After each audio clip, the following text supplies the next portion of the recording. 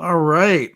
Welcome to OEG Live. We had that little peppy song there. I can see my colleagues in the studio doing a little bit of head bob. I'm I'm Alan Levine, and I'm really excited to have a group of folks that I'm just going to bring everybody on stage, and we have more people maybe coming in.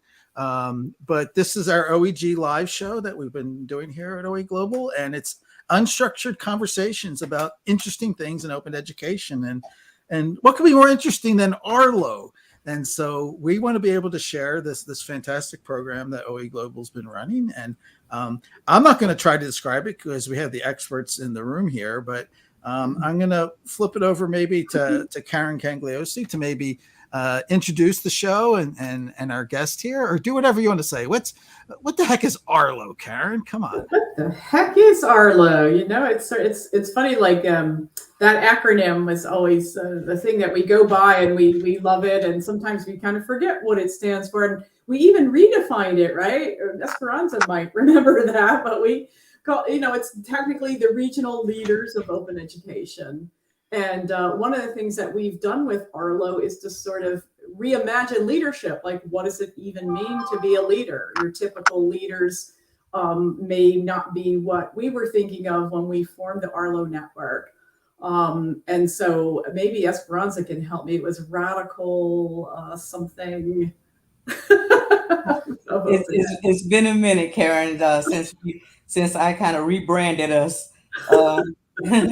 Just being me and my brain and the way it works. But I'll add to what Karen said, that definitely when I joined this group, I didn't see myself as like a real leader in this open ed movement, right? I mean, I know about open education. I even use open resources in my courses, but as far as the real leadership aspect of it, but this group embraced me, and they helped me to find my voice, and to and help me to develop and grow the leadership qualities that were in me that I didn't know about as it pertains to open education. I'm more used to that top down kind of leadership style, right? But they helped me to find my voice and see that those people in the middle have something valuable to contribute. And I look at this whole process, and even in my day-to-day operations, differently now, because the idea that everybody's voice is something to be treasured and respected, and everybody can contribute. That's what I've come to love and appreciate about RLOE. And I want to say thanks for the opportunity.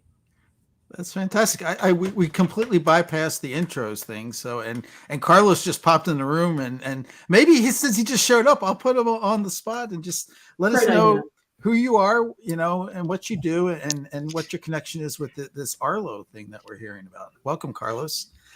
Thank you. Well, to have Karen and Robin and Esperanza took a risk bringing a troublemaker into the RLOE group, and I've really found a home with some fantastic people that want to learn about open and want to learn about sharing and being transparent and have lots of knowledge. So I've really enjoyed being able to learn from so many participants in RLOE and learn about the leadership in the process. And where are you located, Carlos? Good question. North Carolina State, in Raleigh, North Carolina. Okay. I basketball country. I used to watch ACC basketball as a kid, but this isn't about me. So next up, Karen, you should say hello because you're I will. Yeah, and I wanted to say Carlos is also a biologist, and Esperanza is we have another, like, she teaches physics, so we're a little STEM dominated today, but not entirely. So anyway, yeah, so I was the program director for RLOE, and located in Northampton, Massachusetts, and doing all kinds of things right now. Like currently, as of a little while ago, anyway, membership director for OE Global, And one of the things that I'll say since we're live is that I recently took a position with the Every Learner Everywhere network, which is based with the WCET, the WICHE Cooperative for Educational Technology. So I'm seeing all kinds of synergies in open education, the Every Learner Network, RLOE. RLOE, I have great visions for having some kind of a new incarnation in the future. And I saw that one of the folks in the room, in the YouTube room, is Paul Stacy, and we're really appreciative of Paul's support for us coming to the Boston conference, really working to support RLOE there too. So, and maybe we could let Esperanza introduce herself as well, since she said lovely things, but didn't. She went right to the heart. That's what we like about That Esperanza. is Esperanza. Thank you so much for that. I'm Esperanza Zenon. As Karen mentioned, I teach physics and physical science at River Parishes Community College, and parishes ought to be a dead giveaway that I'm nestled in Louisiana, right between New Orleans and Baton Rouge. Fantastic. And now I think we want to say hello to Robin, who's been politely waiting in the wings and smiling. Hello, Robin. Welcome to the show. Thank you. Yeah, I'm Robin Taylor. I have a different role with the RLOE network. I came in as an external evaluator. I own my own business, RTRES Consulting, Research Evaluation and Statistical Consulting. And I came in originally to help support the RLOE network and being able to present findings back to the funding network. But thankfully, Karen and the others take a very collaborative approach and was able to collaborate with them throughout the whole process of what information would be useful for them as they continue to develop the network and understand what was needed and what the impacts were. So it was a great program that I really loved being a part of. That's fantastic. I can't even tell you how much we benefited from having Robin's input along the way, you know. And I know definitely following all the rules of external evaluation for sure, but also giving us really good pointers and advice when we've needed it, and just having an incredible input. We've been really, really lucky to have Robin as part of the team, and one of the co-authors on our upcoming publication, which we'll hope is going to be coming out pretty soon in the Journal of OERHE, and it's in review, so I'm saying that optimistically.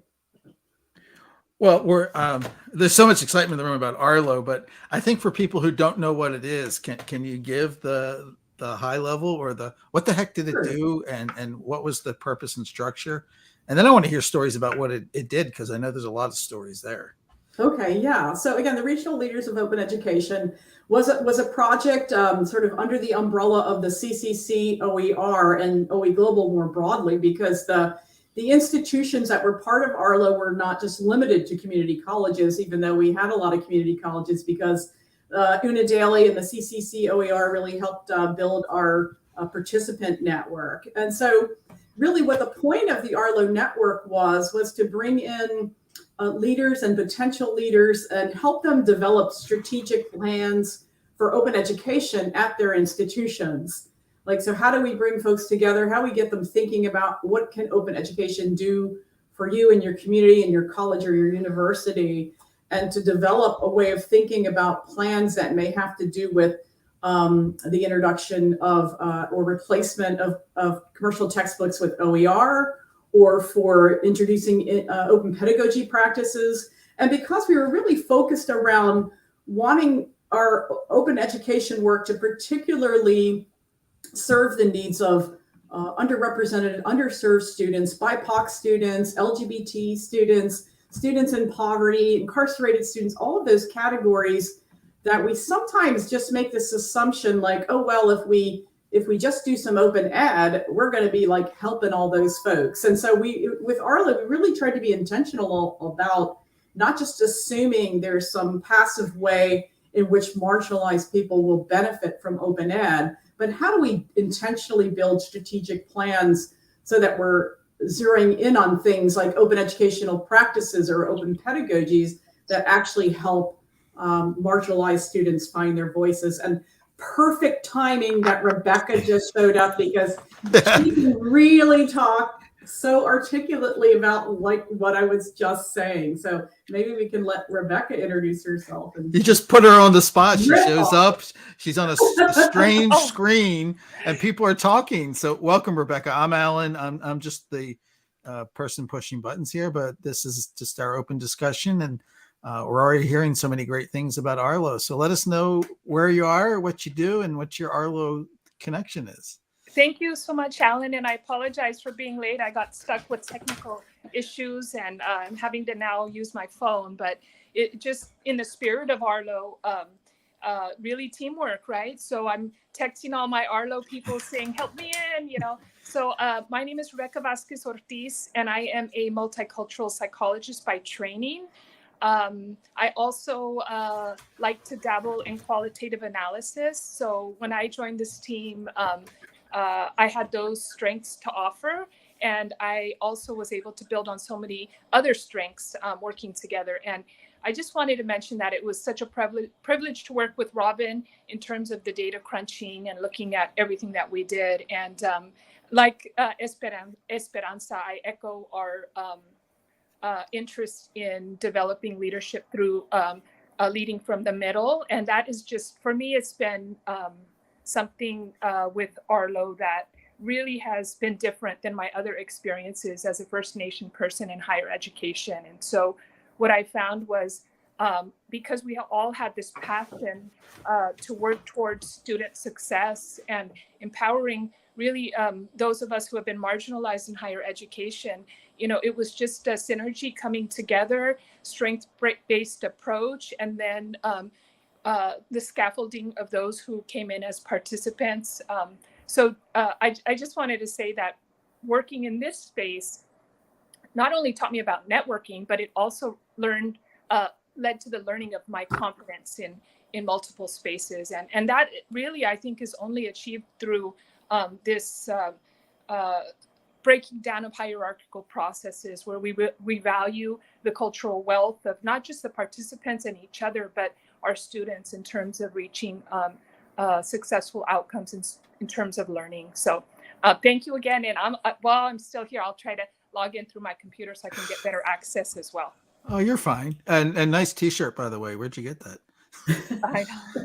Well, let me tell you briefly, right? I know now that everybody knows here, when you give Rebecca the microphone, she takes it for a bit. So we had this amazing opportunity. And, you know, I want to remind everybody that Arlo took form during the height of the pandemic. And so everything we were doing was either asynchronous or via Zoom.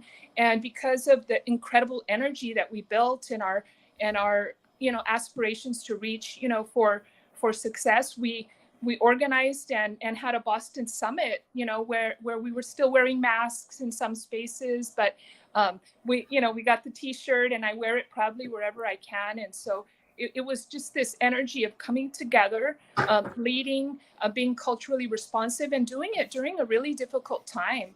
And so I always saw the space as brave because it allowed us to not only explore brave space ideas, but we were actually brave as we came together and said, we're gonna do this and we're gonna step out of our comfort zones. And we all met in Boston, or most of us were able to meet in Boston, and we had scholarships for some of our recipients who would never have been able to attend this type of work. And then lastly, students were at the helm from the beginning to the conference, and we continue to guide our processes through student perspectives. Yeah, if you don't mind, Rebecca and I are kind of like a tag team. So when she gives up the mic, I usually take it. So that whole idea of engaging students and involving students and valuing their voice and their perspective, I think one of the most powerful pieces of learning and information that I got to be part of happened in Boston. And there was a comment made by one of the students during their presentation, and it was the value of open education in the space that he was operating in allowed him to challenge his instructors and his institution to help them understand how important it was for him to have a space where his dreams and aspirations were valued. And if that doesn't encompass the heart and spirit of Arlo, there probably isn't anything else in my mind that does. This idea of valuing people's aspirations and dreams and what they bring to this community and this space. I love that you brought that up, Esperanza, because that was Osceola Hurd that said that. Ossie, who's one of her wonderful student, incredible. One of the things we did is we had our students be the keynote speakers for the Arlo conference. Where it's like none of this student panel thing. The students are going to keynote and lead out the event, and they wrote it. They put it together. We didn't like pre-read it or like we're gonna like give me a draft. We're gonna like vet it for you. We just said, go up there and do a thing. And they did. And it was incredible. And when Ossie said that thing about, I want my education to be something that allows me to dream, and to be able to put my dreams forward. I'm like, yeah, that's what we should be doing in higher ed. That's what we've tried to do with the Arlo network. I wanted to also just mention that along with this amazing leader team, there's a couple people that aren't here right now. Deidre Tyler, who may not be able to come, and Kim Grewe, who said she wasn't going to be able to come, the other part of the main team.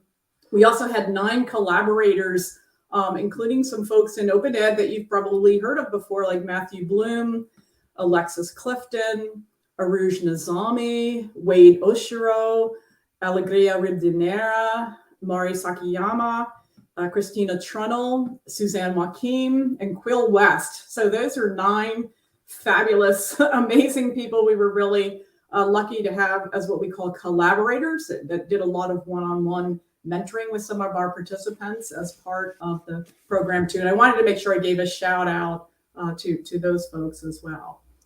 Looks like we lost Rebecca for a moment. I know the technical issues. Hopefully she'll find her way back. I think she's switching devices. Can you give us like a little like buffet tour of some of the participant institutions and like were they some of them places that had like nothing in terms of OER and had to really develop that, and what did they achieve? That's absolutely. I see Robin nodding. Why don't you go ahead and talk about that, Robin? I'm not sure we're talking.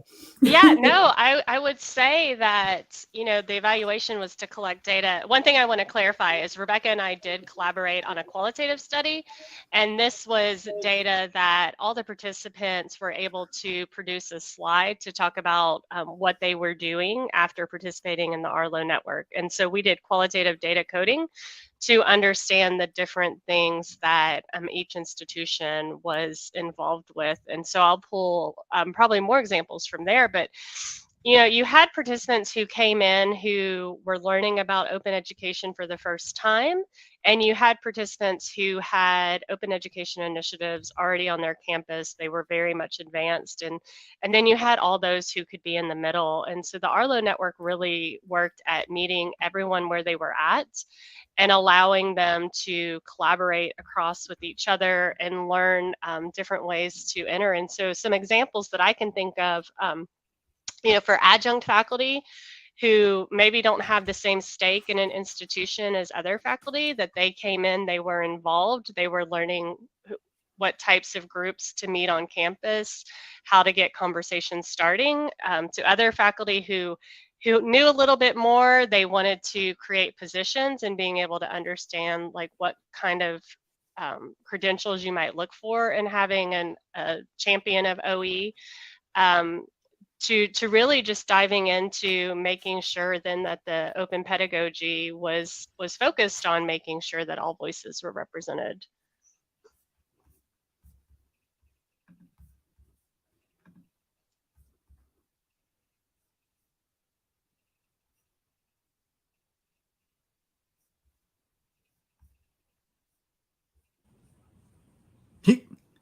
Check. We're all good? I think Karen went silent. Oh. Okay, sorry. I think I must have had a little technical issue there with my microphone too. But I was looking at maybe this could be a good time to put a link to the showcase document that we had when we're thinking about which institutions were doing what. And we had I think we had over 100 participants as part of the RLOE network, 112, something like that. Maybe Robin will remind me the exact number, representing about 66 institutions, because we had more than one person from many of the institutions. And so, you know, we had a lot, not every single one of them produced a lot of work, but every single one of them at least had somebody that got something out of the network. And at least 47 of the 66 produced enough work that they put some accomplishments on the showcase slides, and you can look at a range. You know, we have a range from, you know, 2-year many community colleges all the way to UC Irvine. We've had representations from folks from MIT that were part of the network, even though they didn't do a project particularly within our network. So having, you know, 2-year colleges, 4-year colleges, private institutions, public institutions, universities, people at square one, people, and yet this group was able to really feel like everybody found their place inside of the different conversations that we were having, and the kind of work, and using folks that knew more to help mentor the ones that didn't know so much, and yet they also got ideas from each other about how to advance. So yeah. Rebecca's back. Yay, Rebecca. That's okay. Tech Perfect happens. timing. Any like memorable stories that jump out, that sort of like little snippets into what RLOE participants were able to do? Boy, is my mic on? Yes. Yep. Oh, okay. Sorry, I have all these technical issues today. I wanted to say that one incredible experience that I had was starting collaborative work with people, again, as we mentioned, who were at different spaces in terms of their leadership and skill within open pedagogy and open education. And so after, you know, I worked with particular fellows, I was invited to be a part of this collaboration between 3 community colleges across the Southwest that were all Hispanic serving institutions. And together we honed in on some strategic plans, and then we submitted some grants. And so, you know, I'll tie it back into what I was saying earlier, which was that RLOE became this space where we had leaders at different abilities and different experiences throughout North America, including Canada. And we were able to build these strategic networks that then began to work on other, of course, related to RLOE's mission, but other opportunities within our own institutions. And, you know, we would have never met. I was working with these 2 particular institutions in Texas. And so it was the synchronous and asynchronous spaces that allowed us to meet people and work really in a time when a lot of us were feeling very isolated because of kind of the situation that the pandemic brought to higher education. So that was an incredible opportunity. And then I might just add one last piece, which is working with those who were just kind of getting their feet wet in terms of open education, and not having to go through the usual, you know, hard work of convincing people, but inviting them in and then having them just run with either strategic plans or particular assignments, or the adoption of open pedagogy within an entire course. So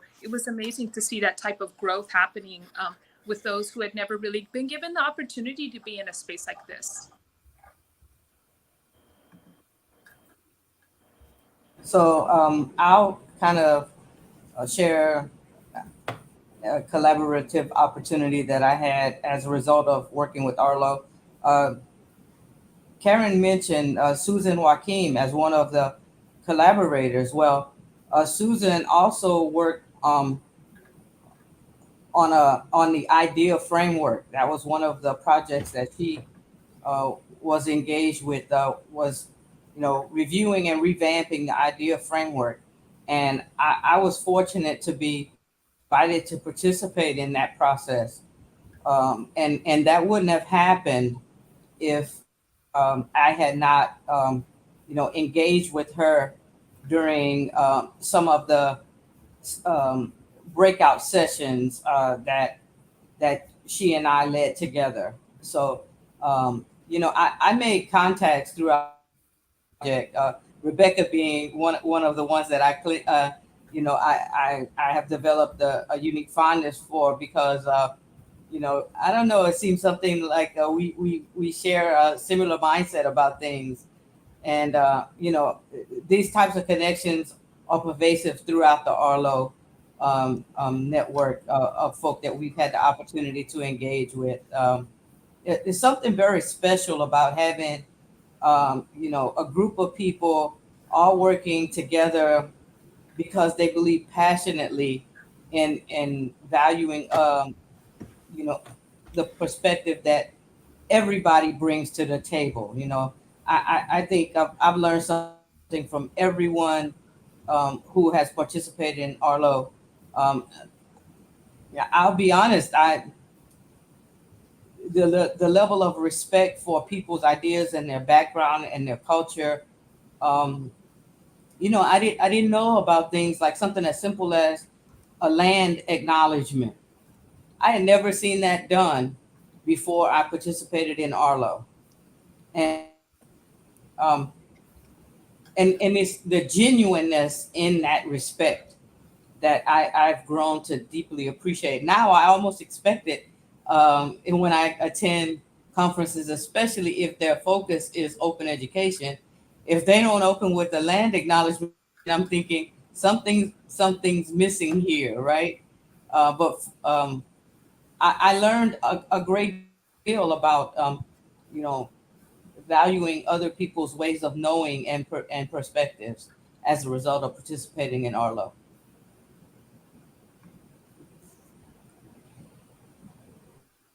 Go ahead, Carlos. Carlos always brings our. I've just loved learning about the student perspectives. The student,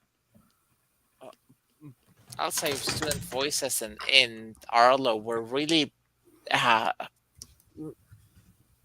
impactful. Uh, they were present in every cohort, most every session, and they really highlighted how open practices go beyond open textbooks. It's other ways of supporting and other ways of being aware of challenges and the barriers that we often create without without the need to create. And having these discussions with this fantastic group really opened my perspectives to what does it mean to be flexible, and how does that support, and how does sharing openly fit in with a teaching philosophy where we are awarding grades, and we often take for granted how those grades are awarded and how that's taken from the student perspective. So just the really great conversations we had. Thanks for that, Carlos. I think we were just challenging all the traditional ideas of everything, like ungrading and where are the embedded hierarchies? Where are the ways in which the system is actually working against our students? And we're asking our students to be part of these systems that we don't want to replicate inequities, right? We want to try to transcend past them. And I should say that the way we incorporated students into Arlo was to use them as mentors. Like we talked about, nobody in our program was a mentor unless they were a student, and mentors to faculty and staff and other professionals, not the other way around. So when we asked students to come in and talk about their experiences, talk about what they have gone through and what advice and information do they think faculty need to know, and what kinds of we would ask them very specifically, what do you think faculty should do here? Not just tell us about how it was hard to come up with the money to buy a textbook, which I've seen on 1,000 OER panels, which are nice, but I think like really trying to move more deeply into what is it that we need to learn from our students. I will say, Carlos, I really appreciated you getting in trouble for us. on so many occasions. He said he was the troublemaker in the group. He didn't get us into trouble per se, but he got in trouble a lot back at his institution. And I think that's because so much good stuff was being, was rubbing off on him, from this space to where he actually had to operate, right? And to some degree, I think if not now, at some point we'll be getting, all of us will get into some type of trouble. I'll be honest with you. I have kind of become the dissenting voice at my institution against what is this inclusive access that they kind of are contemplating moving to. And I just keep fighting and saying, I cannot agree with that, because I know, based on the interactions with the students who participated in Arlo, I understand why that is just like the most terrible move to make, right? But if I had not really come and heard from those students why openness is so important to them and how they benefited from it, not just from the financial aspect, as Karen said, but they have had opportunities to create curriculum and learning resources that will live beyond their stay at an institution, and they feel valued and respected because of that, and this notion of treating students as real collaborators and paying them for contributing to projects. I am just speaking out at every turn when I have a chance now at my institution, because I know more than just, we don't want them to have to pay for books, right? I have other things to say about why open is valuable. And so Carlos, we're gonna get our t-shirts made. We're from Arlo, and we're here to make trouble. Exactly. I mean, that was the whole point. And I think that we really inspired that in our participants too, because if you're not making trouble, and we also recognize not everybody's in a position, like people are in precarious positions, but ways in which you can leverage whatever little privileges you do have to make the kind of trouble that's necessary to cause change. And so I love that you're like, I'm just speaking out all over the place now, because I always am saying higher ed is in big trouble and it needs to change. And so those of us willing to speak out against all the things that need to shift, I think it's awesome. Go ahead, Esperanza. I was about to say, I think our voices are much needed now in the current climate in many spaces in this country and elsewhere. This perspective of valuing people, valuing their ideas, valuing their culture, and in many ways owning up to our responsibility for the current situations that many peoples and cultures find themselves in, right? But if we just let what we've learned here, in our stay with Arlo go by the wayside, then we will have wasted a valuable opportunity to be voices for in this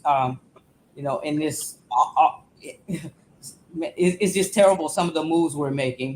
We seem to be running from our responsibilities, and we owe it to Arlo to not let that happen without speaking up. Yeah, I wanted to chime in on that about speaking up and the causing of trouble, or what I consider the challenging of status quo.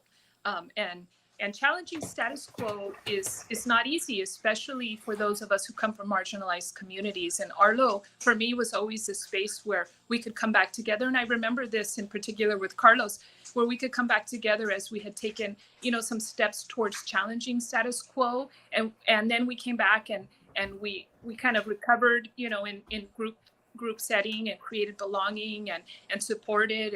And I had never had that experience before. you know, for me, the battles I faced, I pretty much faced them alone, and I would process alone. And Arlo created these spaces where we didn't have to process alone.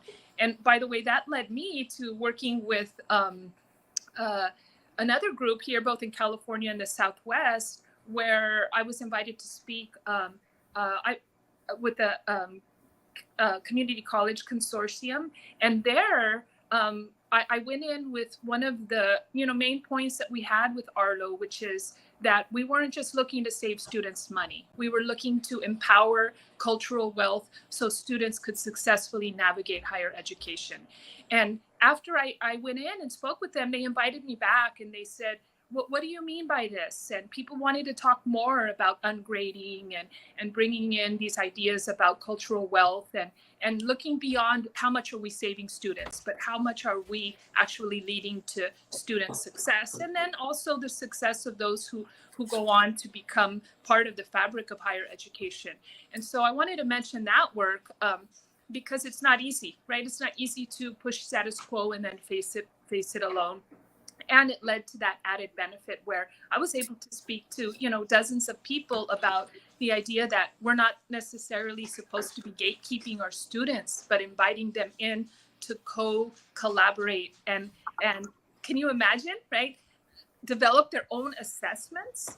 And so some of that work was so exciting because I saw people kind of opening their eyes to that idea of kind of stepping away from the sage on the stage and saying, oh, I have something to learn from my students and my students have something to learn from me. And that's not easy. It's not easy work, especially for those of us who are trying to lead through the middle of it because we go back and we face resistance. And by the way, before I hand up the mic, I want to say that I'm in California. So sometimes we were meeting at 5, 6 in the morning because, we had different time zones. But we came at these different time zones, and Deidre's not here today, but she would come super early and we would all work together. And it was never work. It was passion. It was commitment to community. And so you don't mind getting up at 5 in the morning, to have a meeting and crunch numbers, because when you leave, that it feeds your spirit and it also helps you become a better educator and colleague. And so that couldn't have happened unless we had been doing this partnership work. And ultimately, it led to ideas around the unpacking of systemic racism, even within assessment and grading. I love that, Rebecca. And yeah, you reminded me that you were at meetings at like 6 a.m. all the time, which means getting up at least at 5 and, caring for your children before coming onto the meeting. And Esperanza, like showing up even when things are hard at home and saying that this was the space that you felt fed within, and nothing made me feel more happy than to hear that. Like, I loved coming to those meetings every single week with you all. And also, I think, again, the reminder that we did this entirely in a remote space, like we really built a community with each other and worked week after week and really got to know each other. That when we did finally see each other in Boston, I remember looking at Rebecca for the first time in real life going, oh my God, it's you. I've been working with you for almost 2 years. And to be able to hug you, it was just really, really powerful, really incredible. And same for Esperanza as well. I had an interesting conversation with a faculty member. They were freaking out, that the big talk now is the AI and what is it, chat, GPT, yeah. GPT, yes. And I was basically, saying to them, well, maybe if you're worried about students not being authentic in their work, but maybe if you ask them for their authentic ideas about the work, you wouldn't have that to worry about, right? Exactly. Because, if you frame things in a way that there's no possible way that this AI could do that for them, then, and you make them part of the process, they feel like they have a stake in it, right? And I wouldn't have been thinking that way if I had not engaged with Arlo. So, the work that we did here is even, finding spaces in this current climate where everybody's panicking about AI. And I'm just sitting back going like, that means you're probably doing something that's not engaging to the students if they can do it that easily. Such a great point. It's such a great point. I think if anything, and we we don't want to take the rest of the time talking about AI, but definitely it's really pushing us to look in the mirror as educators and say, what is it that's really important? What are we trying to do? How are we valuing our students, and not just trying to evaluate them in some kind of testing schemes? Okay, Arlo people, I have to ask this, okay? I'm listening. I'm hearing this deep engagement. You guys have fun. You're doing, like, you feel like empowered. Like, what's in the Arlo water? How'd this come to be? Because, I mean, we see lots of programs people design. They have goals and they have a series of activities. But I don't always see this happening in terms of the way people work together. So I know that's not really an easy answer, but what really worked to create this whole atmosphere? I think the authentic valuing of each other, the opportunity to just be ourselves and have our ideas valued. Whatever it is we could contribute was appreciated. There was never a time when we weren't given the space to share our ideas with each other. We each can say that we had a part in framing whatever Arlo was, is, and hopefully will be. And that's an incredible feeling, right? When you feel valued. And, I can't say how much that means to me, to know that something that I had to say or contribute actually appreciated, when in so many spaces that does happen.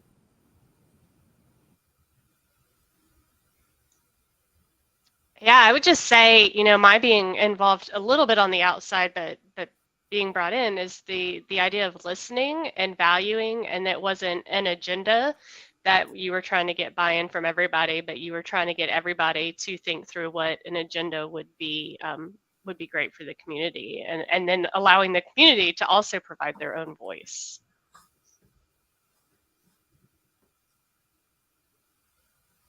I wanted to say, from my perspective, it was really about having just a working community. And working community meant that we were doing the work, because I brought that up early, that, Dolores Huerta told us that leadership is about doing the work. And I also wanted to mention that this was not easy, right? But we were committed, and we knew that our passion was around students. And so we had disagreements, right? But they weren't personal disagreements. They were ideological, and we explored them. Sometimes, for example, Esperanza and I would have never met if we hadn't come into these spaces. And I remember her saying something about a parish. And I thought, is that a church? And so then she taught me about what it meant to speak of parishes in Louisiana. I had no experience with that. And I could have easily offended her by saying, what are you teaching for a religious institution? But she embraced my lack of experience with that. And she said, here's the info, Rebecca. And then I learned something new. And there were some things also, as a First Nation person, where I felt like, we need to step into these spaces of discomfort. And we did. But we still maintained our humanity and our need to care for each other. So when there were moments when, one of my children was sick, or one of Esperanza's grandchildren needed her, we all came together. And, Robin has her boys as well. And so all of us we saw the ebb and flow of the needs of us as humans, and we valued the background we brought to it, and we learned. I know I have learned so much about different people just around the country, and then of course up into Canada. And we have these plans of going down into Mexico, which is super exciting, and something Carlos and I are very passionate about. And before I give up the mic again, I wanted to say that something that I think drove us all, and also we continue to look at, is sustainability. And that is, that some of the most important work, the workers, right, the contributors, are spending all of this time and energy on just trying to get the right funding. And of course, grants are great, but institutionalizing the funding. And so that passion, I think, helps us realize that the work, we still have to do it, and we still have to come back, so that, those that come after us don't have to kind of be at the, forefront of just saying students deserve culturally inclusive education at what they can afford, as opposed to acquiring, tens of thousands of dollars of debt because we're selling them outdated textbooks. You asked a very powerful question, Alan. What was in the Arlo water, and I'll take it and put it in a bottle and say, for me, it was just pure love. There's no other way to express the environment that I experienced with Arlo other than to say it was love. We have a genuine love and respect for one another, and that makes all the difference. I'm really happy to see Kathy Germano in the chat there, because one of our amazing participants, and I'm glad the participants were feeling it trickle down, and it makes me happy to hear what everyone's saying. And it's a great question, Alan, like, what do you put in? Because you look at our website and we have programming, we have stuff, we have readings, but like, what is that ingredient? What is the secret ingredient that your grandmother puts in the cookies or whatever to make them taste so good? And I don't know that there's an easy answer to that question. I know for me as a director, it was about like being silent a lot of time and letting other people talk. And like bringing in other brilliant people to teach me, and to think of all of ourselves as learners and participants first, and not as guides. And that's why we were really careful with our language to talk about collaborators and that sort of a thing. And I know it's not as simple as a formula, but I just feel fortunate to be close to this and see this happening, and I can, like, Arlo, the program, it has like hit its mark, but I don't see anything stopping, and nothing will stop this group. So I applaud everybody. I think that's a great idea. We're not going to stop. Now we have to take this moment, because we're going to make Karen uncomfortable, but we have to say some nice things about her, because a lot of this, I think she is her presence as director in this is some of the essence on the water, and I can't help. Karen and I have this joke. We found out after being colleagues that we went to competing high schools. So look, Karen, Milford Mill was the best. But I just loved hearing people talk about that. It wasn't the program and the money and the resources and the stuff and Esperanza. It was love, and it sounds genuine. I can see it in action. But let's give tributes to Karen here, because a lot of this has to do with her leadership. Thank you. I appreciate that. And I know Alan and I are always in a love fest with each other too. Like, it's like everything that's awesome about OE Global. And so thank you, Alan. And yeah, we were like in high school, like 15 minutes away from each other, and didn't really know that for years later. So that's really cool. But yeah, thank you. So what's next? What's next for some?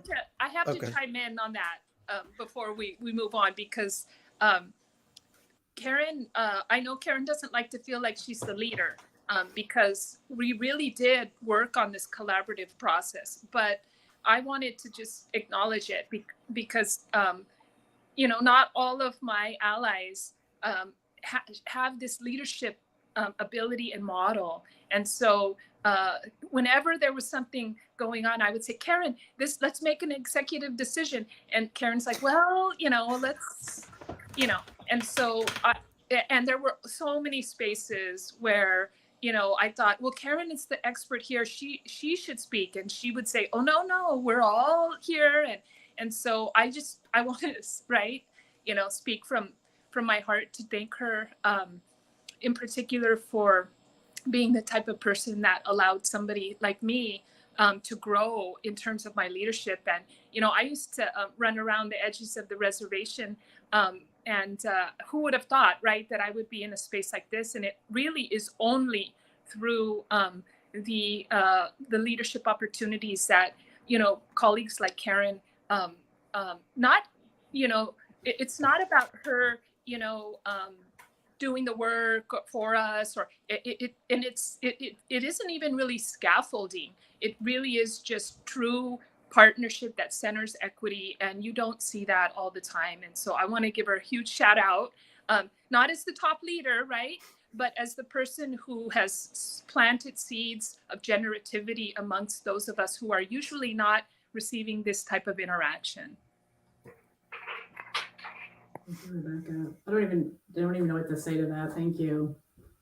Yeah, no, I mean, I want to follow Rebecca and echo everything she just said, but Karen's a real champion where she wants everyone's voices to be done. But I think that sometimes we miss how much in the background she does to make sure things get done. And I've had the privilege of working with her on other projects, and she is a go-getter, and she wants to make sure that things succeed, but that she does it with the community in mind. Thank you. That's enough about me. I think Alan has other questions. No, I'm done. I could go on asking people to make you uncomfortable, but I know how you are, Karen. But maybe if anybody wants to add, like, what's next for some of your folks? What are you looking at, like, over the next horizon of things you want to disrupt and change and continue on this path?